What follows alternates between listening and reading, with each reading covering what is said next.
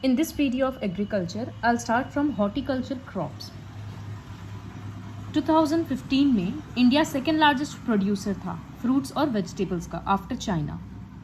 India का जो climate है tropical as well as temperate, ये दोनों फूड प्रोडक्शन के फ्रूट्स का प्रोडक्शन के लिए बहुत सूटेबल है.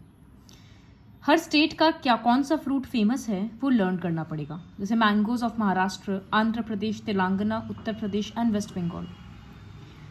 ऑरेंजेस है नागपुर और चिरापुंजी का. बनानास केरला का, मिजोरम का, महाराष्ट्र एंड तमिलनाडु. इस तरह से अलग अलग स्टेट्स का है वो लर्न करना पड़ेगा. ये सब स्टेट का ये फ्रूट इतना फेमस है या ड्राई फ्रूट वेजिटेबल कुछ भी कि ये एक्सपोर्ट किया जाता है वर्ल्ड में. India is an important producer of P, cauliflower, onion, cabbage, tomato, brinjal and potato.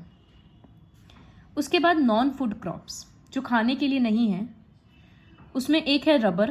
जैसे वो इक्वेटोरियल क्रॉप है, मतलब वो इक्वेटोरियल रीजन्स में ऐसे तो ग्रो करता है क्योंकि इसको हाई टेम्परेचर और हाई रेनफॉल चाहिए. तो लेकिन वो इंडिया के ट्रॉपिकल और सब ट्रॉपिकल एरियाज में भी ग्रो करता है. 200 सेंटीमीटर से ज़्यादा का रेनफॉल और 25 डिग्री सेल्सियस से ज़्यादा का टेम्परेचर.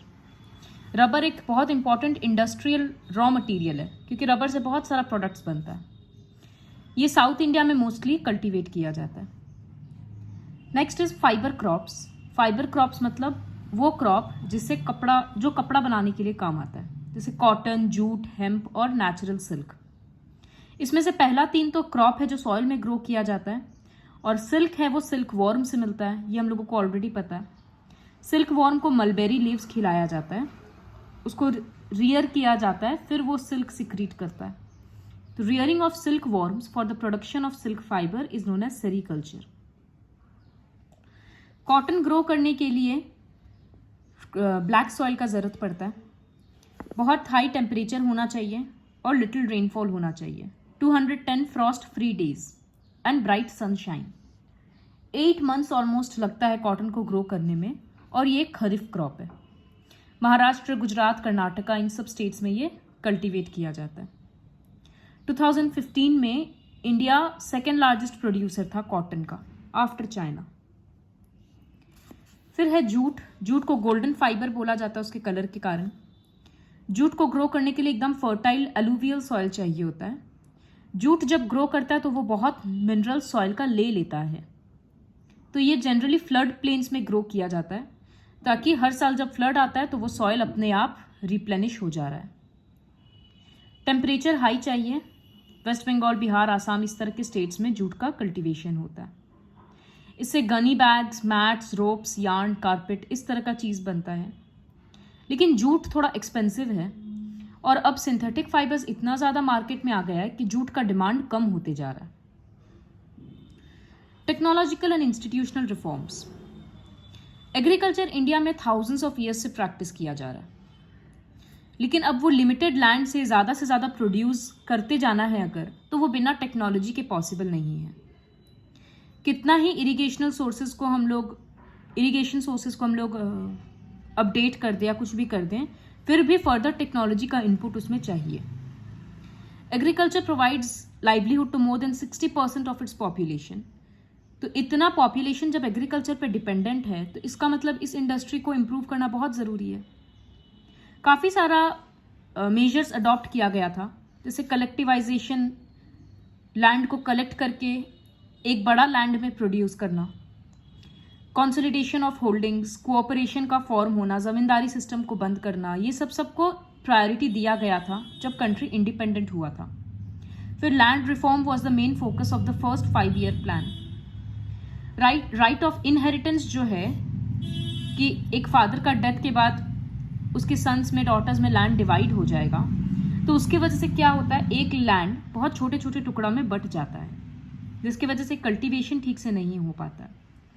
तो ये भी एक रीज़न है कि एग्रीकल्चरल प्रोड्यूस बढ़ा नहीं. The laws of land reforms were enacted but the implementation was lacking और ल्यूकवार्म. मतलब ये जो भी प्लान्स अपनाया गया था ये सब ठीक से इम्प्लीमेंट नहीं हो पाया, जिसके वजह से जितना डेवलपमेंट दिखना चाहिए था उतना नहीं दिखा.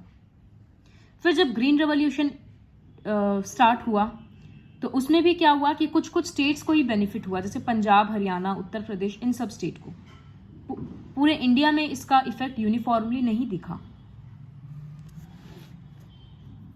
Therefore, in the 1980s and 1990s, a comprehensive land development program was initiated.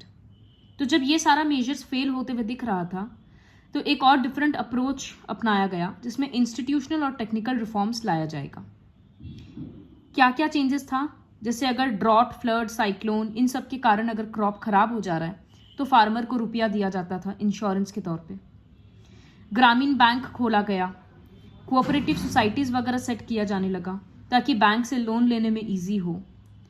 किसान credit card, personal accident insurance scheme, इस तरह का काफ़ी सारा स्कीम सेंट्रल गवर्नमेंट इंट्रोड्यूस किया जिससे फार्मर्स को फ़ायदा हो। Special weather bulletins and agricultural programmes for farmers were introduced on radio and television. अगर वेदर का ठीक से पता रहेगा तो फार्मर्स उसके अकॉर्डिंग प्लानिंग कर सकते हैं कि कौन सा क्रॉप ग्रो करना है। फार्मर को साइंटिफिक मेथड सिखाने के लिए अलग अलग प्रोग्राम्स, इस टाइप का काफ़ी कुछ लॉन्च किया गया। The government also announces minimum support price. Minimum support price मतलब कि मिनिमम इतना रेट में ये फ्रूट या ये क्रॉप खरीदा जाएगा, इससे ज़्यादा रेट भले ही हो सकता है, इससे कम में नहीं सेल होना चाहिए। तो इससे फार्मर को एक एश्योरेंस रहता है कि ठीक है, कम से कम इतना रुपया तो मिलेगा। Remunerative and procurement prices for important crops to check the exploitation of farmers by speculators and middlemen. Government farmers से, बड़े बड़े फार्मर्स से क्रॉप खरीद रहा था ताकि बीच में जो मिडलमैन अपना कमीशन रख रहे हैं वो कम जाए, फार्मर को ज़्यादा से ज़्यादा बेनिफिट हो। एक है भूदान। भूदान को बोला जाता है ग्राम दान।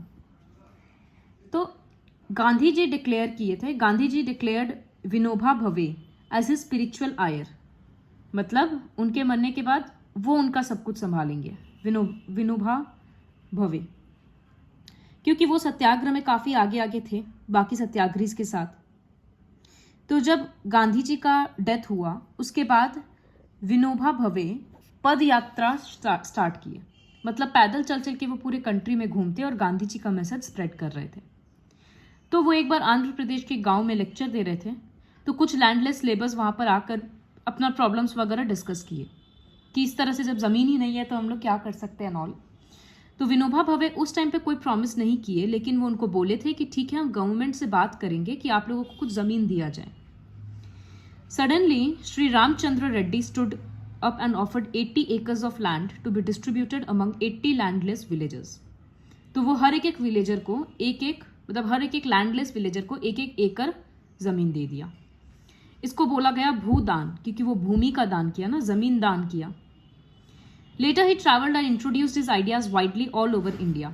काफी सारे जमींदार अपना अपना जमीन इस तरह से दान में देने लग गए गरीब फार्मर्स को। तो ये था ब्लडलेस रेवोल्यूशन। एक बहुत बड़ा चेंज आया क्योंकि फार्मर को जब ज़मीन मिला तो अब वो अपना पूरा पालन खुद से कर सकता है। तो ये एक इंडिया में बहुत बड़ा रेवोल्यूशन था। Contribution of agriculture to the national economy, employment and output. Agriculture Indian economy का बैकबोन रहा है क्योंकि जीडीपी में उसका शेयर बहुत ज़्यादा रहा, लेकिन ग्रेजुअली ये शेयर डिक्लाइन करते रहा। तो शेयर डिक्लाइन, जीडीपी डिक्लाइन कर रहा है, मतलब एग्रीकल्चर में कम काम हो रहा है, तो एम्प्लॉयमेंट लोगों को कम मिल रहा है, कंट्री कम प्रोड्यूस कर रहा है। तो एग्रीकल्चर में जीडीपी का डिक्लाइन होना जीडीपी में एग्रीकल्चर का डिक्लाइन होना काफ़ी सीरियस मैटर था।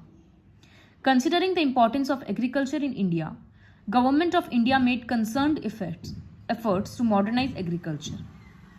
तो इंडियन एग्रीकल्चर को मॉडर्नाइज करने का बहुत इंपॉर्टेंट ज़रूरत लगा उस टाइम पे गवर्नमेंट को।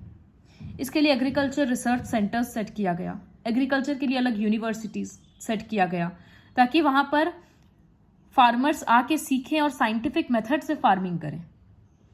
वेटरिनरी सर्विसेज और एनिमल ब्रीडिंग सेंटर्स खोला गया ताकि डेयरी प्रोडक्शन और पोल्ट्री फार्मिंग ये सब की तरफ से प्रोडक्शन इंप्रूव हो।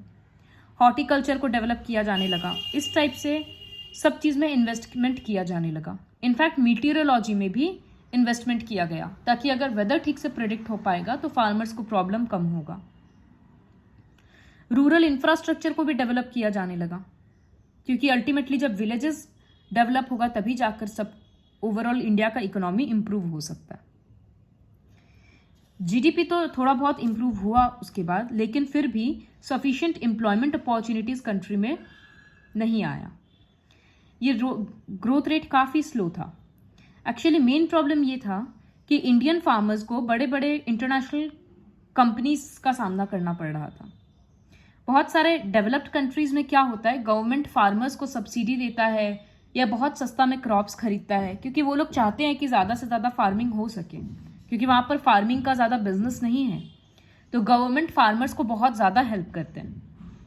लेकिन इंडिया में ऐसा नहीं है, क्योंकि इंडिया में 60% पॉपुलेशन फार्मिंग कर रहा है, तो गवर्नमेंट इतना ज़्यादा फॉरेन कंट्रीज़ के जैसे बेनिफिट उन लोगों को नहीं दे सकता है। तो फॉरेन कंट्रीज़ में एग्रीकल्चरल प्रोड्यूस बहुत सस्ते में मिल जाता है, लेकिन इंडिया में वैसा नहीं हो पा रहा है। तो यही प्रॉब्लम इंडियन फार्मर्स को फेस करना पड़ रहा था। Impact of globalisation on agriculture. Globalisation कोई नया फिनोमिनन नहीं है, क्योंकि हम लोग देखें कि यूरोपियन ट्रेडर्स जब इंडिया में आए थे उसके भी पहले से, मुगल्स के टाइम से भी और उसके भी पहले भी बिजनेस होता था फॉरेन कंट्रीज़ के साथ। मेसोपोटामिया और दूसरे दूसरे जगह पे सामान इंडिया का जाता था और फॉरेन कंट्री से सामान इंडिया भी आता था। तो ये जो ग्लोबल ट्रेड है ये कुछ नया नहीं है। ब्रिटिशर्स के आने से क्या हुआ, इंडिया में कॉटन का कल्टीवेशन बहुत ज़्यादा बढ़ा दिए वो लोग, क्योंकि ब्रिटिश में कॉटन टेक्सटाइल मिल्स था और इंडिया का क्लाइमेट कॉटन के लिए बहुत सूटेबल था। तो वो लोग क्या करते हैं, इंडियन फार्मर्स को फोर्स करते कि तुम लोग कॉटन ग्रो करो, और सस्ता में इंडिया से कॉटन खरीद के वो लोग ब्रिटेन भेज देते, फिर वहाँ कपड़ा बनाते और उसी कपड़ा को वापस इंडिया में महंगा करके भेजते। मैनचेस्टर, लिवरपूल, ये सब में बहुत ज़्यादा कॉटन टेक्सटाइल इंडस्ट्रीज़ है, तो वहाँ पर कॉटन भेजने का बहुत ज़्यादा डिमांड बढ़ गया। चंपारण मूवमेंट इसी वजह से शुरू हुआ था, क्योंकि फार्मर्स को फोर्सफुली इंडिगो ग्रो कराने के लिए बोला जा रहा था, क्योंकि इंडिगो से ब्लू कलर का डाई बनता है जो कॉटन टेक्सटाइल इंडस्ट्री में काम आता है, और फार्मर्स को वो नहीं ग्रो करना था क्योंकि इंडिया में उस चीज़ का डिमांड नहीं था। तो ग्लोबलाइजेशन के अंडर में क्या हुआ कि इंडियन फार्मर्स को फॉरेन कंपनीज का और फॉरेन फार्मर्स का सामना करना पड़ा।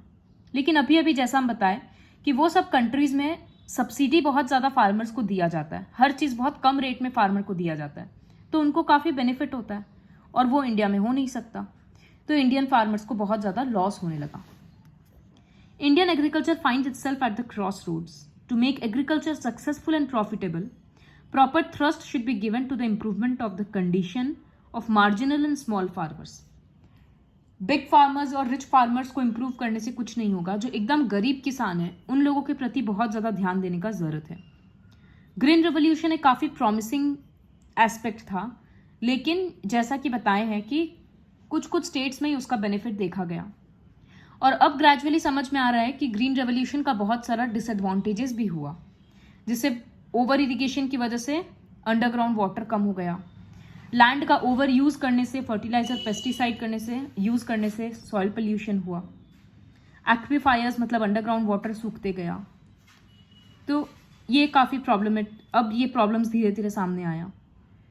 आजकल अब फिर नया चला बायोटेक्नोलॉजी या फिर जीन रेवोल्यूशन, जिसमें क्रॉप्स का जीन्स को चेंज कर दिया जाता था ताकि वो एग्जिस्टिंग क्लाइमेट में ज़्यादा प्रोड्यूस दे पाए, तो उसको बोलते हैं जेनेटिक इंजीनियरिंग। अब बहुत ज़्यादा ट्रेंड में ऑर्गेनिक फार्मिंग भी आ रहा है। ऑर्गेनिक फार्मिंग मतलब बिना केमिकल्स और फर्टिलाइजर्स, पेस्टिसाइड्स इन सब के प्रोड्यूस करना क्रॉप्स को।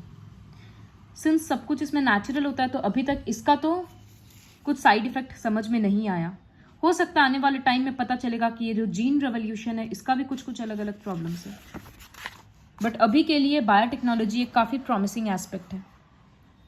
A few economists think that Indian farmers have a bleak future if they continue growing food grains on the holdings that grow smaller and smaller as the population rises.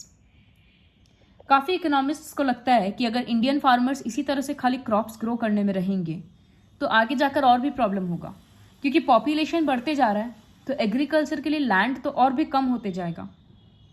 तो farmers को चाहिए कि वो लोग अलग अलग type का crops को ग्रो करें, सिर्फ सीरियल्स या पल्सेस में नहीं रहें, fruits, vegetables, flowers, biodiesel crops, medicinal crops, इन सबको ग्रो करने का ज़रूरत है ताकि डाइवर्सिटी मेंटेन रहे।